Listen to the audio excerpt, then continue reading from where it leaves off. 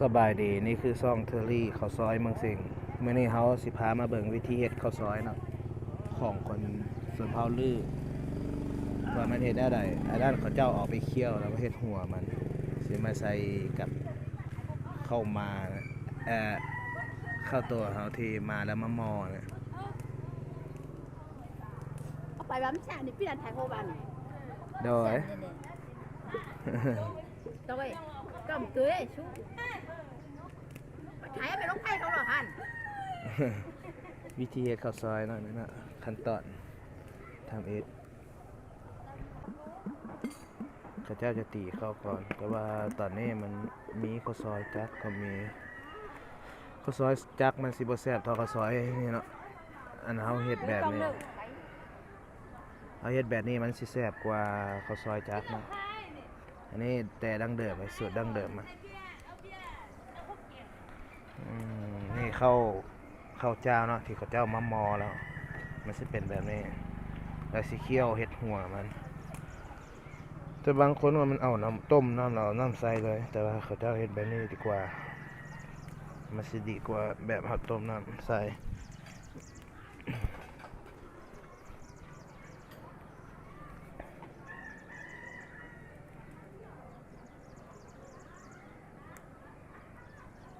ข้าวหัวมันเฮ็ดบ่ได้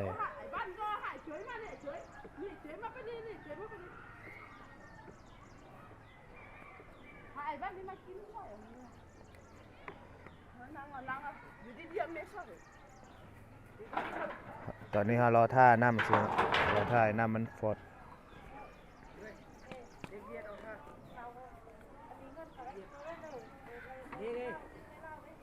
บ่หูคือกัน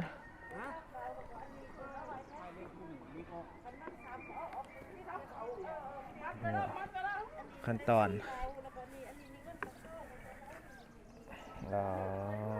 เห็ดแบบนี้นี่เอง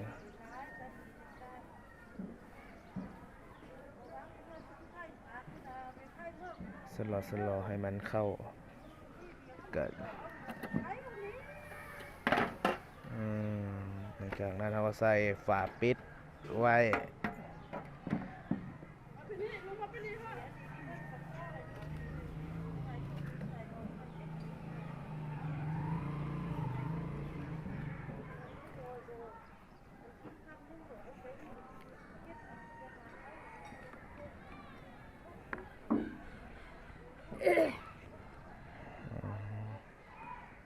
วิธีเฮ็ดข้าวซอยนะต้องแบบนี้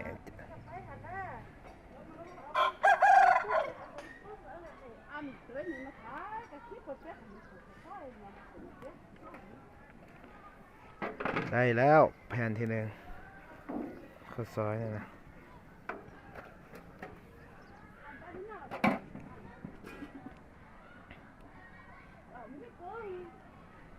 ไว้มันเย็นอ่ะเพราะว่าเฮามาปะแบบนี้ให้มันเย็นเสีย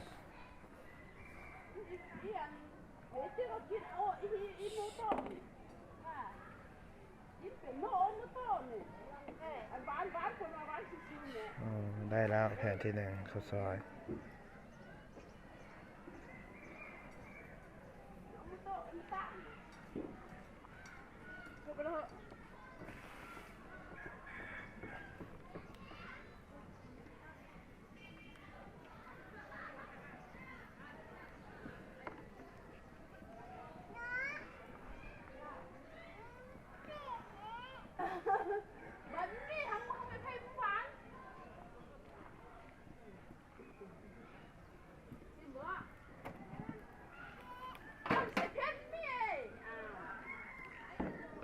แผ่นที่สองใช้เวลาบ่นอนเนาะประมาณ2 นาทีก็ได้แล้ว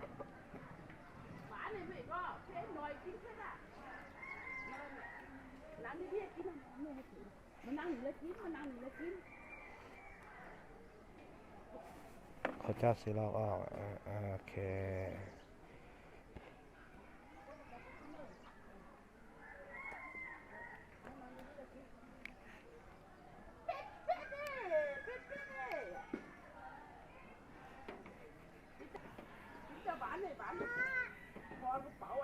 เขาสิเอาน้ำมันทามันเด้อเนาะถ้าบ่ทามันสิติด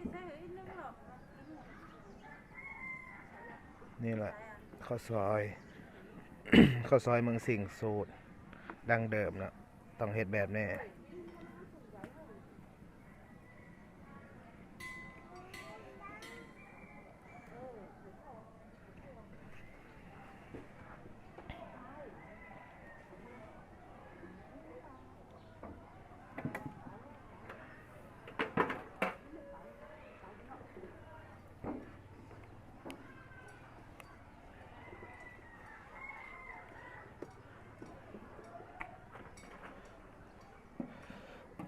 เอาไปเฮ็ดจักโลอ่ะเนี่ย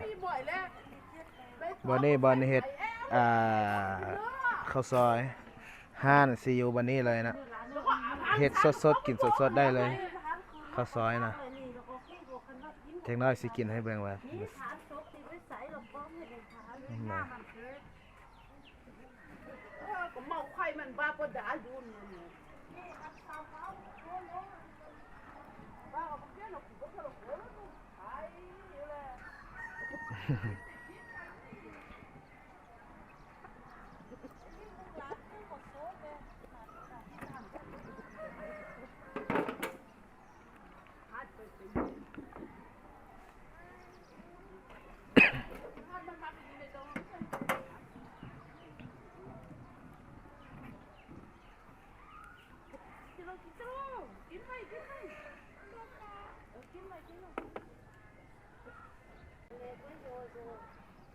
น้องอ้อยคือจังมื้อนั้นนะตอนนี้เฮามาเฮ็ดข้าวซอยอุ่นกินเลยอุ่นๆกินให้เป็นแผ่นกินแซ่บ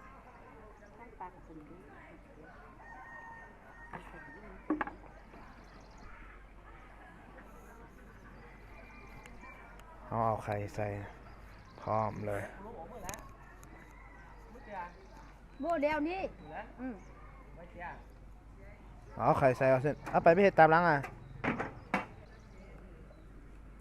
โอเคเอาไข่ใส่แล้วลงหม้อเลยอืม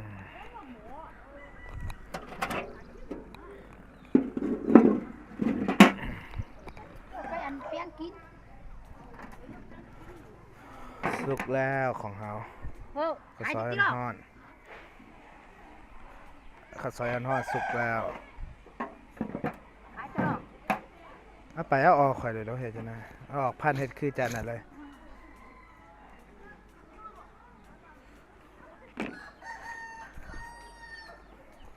เฮ็ดเต้าดอกขวัญกันหน่อยดีกันนี่ก็ดีขึ้น อ๋ออยู่นั่นมันหอนคนเนี่ย นะทีเดียวก็ไม่เอ้ย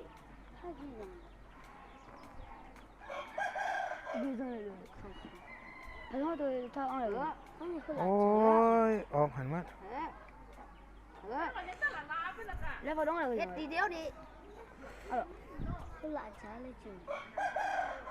แล้วพอต้องเราอย่างนี้เนี่ยเอ้ยยังวันนี้ ขันป้าเย็นนี่เนี่ยคือได้ ยินแหละมันนั้นใช้ทีเดียวก็น้องไม่เอ้ย ได้ละไปไปกินกัน นี่เนาะข้าวซอยน้ำมันจะเป็นแบบนี้หลังจากมาเฮียนเรื่องของเฮียนแล้วก็มากินข้าวซอย ของเฮาในแบบนี้นะเฮาบ่ใส่น้ำ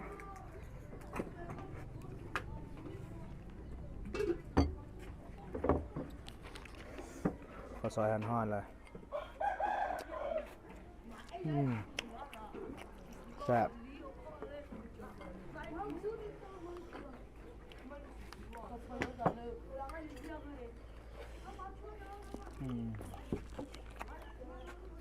ใบจาลูกอู้นี่ใช่ไหมเมื่อกี้ ของข้าวเจ้าจะเป็นแบบนี้นะข้าวซอยเส้นน้ำแล้วก็มีน้ำหน้า แต่ว่าเขากินแบบแห้งเลย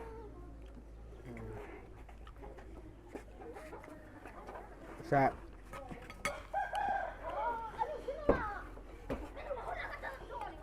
กินเป็นแพนแซ่บบางนั้นได้กินอันนั้นนะคำใหญ่ๆ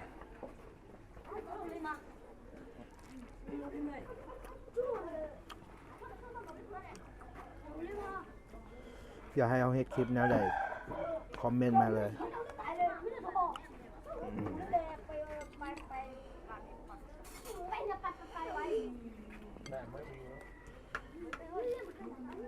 เขากินข้าวซอยนี่แล้วเขาไปเบิ่งอีกเฮือนอย่างเขาเฮ็ดข้าวซอยเป็นแนวใดแซ่บข้าวซอยนะ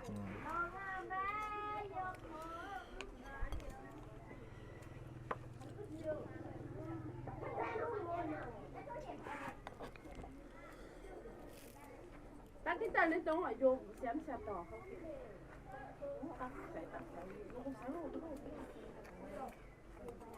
อืม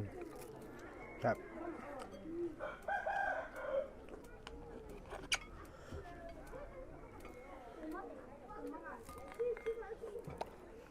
你这样，我这个龙。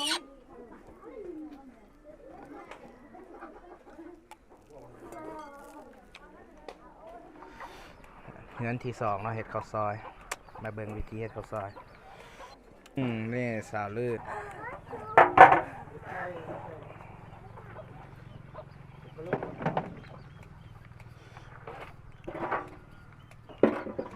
คือกัดเนาะปลามันเย็นแล้วนี่แหละขั้นตอนการตัดข้าวซอยก่อนอื่นก็เป็นแบบนี้ แล้วมันก็เขาตัดมาแล้วเป็นแบบนี้ไปลงอ้ายอ่ะน่ะ มึงเลี้ยมาถ่ายตัวจ้า ใช่เลยเมาก็ได้ ข้าเจ้าอายหน้อยนึงนะ มือคุณจิ้มเลย บดเต็มอีกซะ มึงเป็นนักข่าวอ่ะ บ่ ยาวหน้าลูกไผ่คืนนั้น YouTube เลย